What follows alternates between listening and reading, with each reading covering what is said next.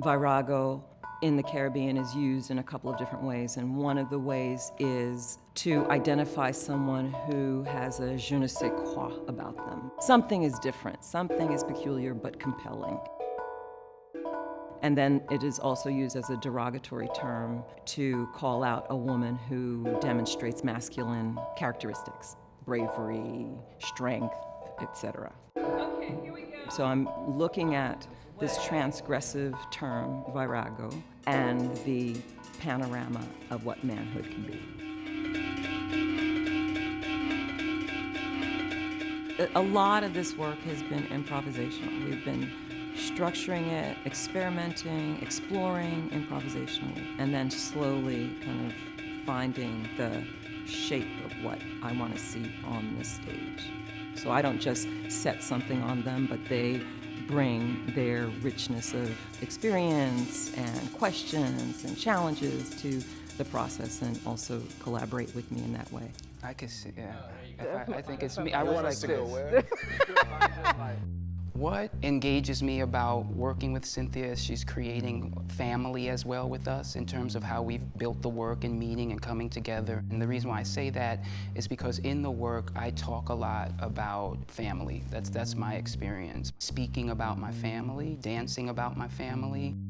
From my personal experience, I've always had a very wavering relationship to what masculinity is in terms of the cultural definitions of it and how to situate that inside of a work, how to position a fragile self inside of something like a performance and not be trapped. And that's always a question. I think that we work through that constantly.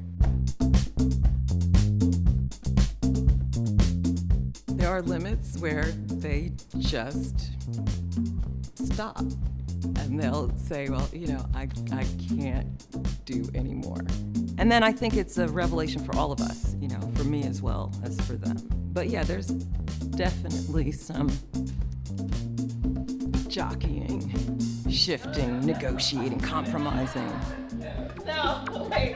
Don't do that. It's very much so in a context and in a research that Cynthia's brought us together to, you know, perform, to examine, to research, to ask. And so some of it is like locating myself inside of a body of questioning that is someone else's. It's like it's a kind of unsteady a weaving and coursing through like what I think I might be or who I might be inside of the ideas of others.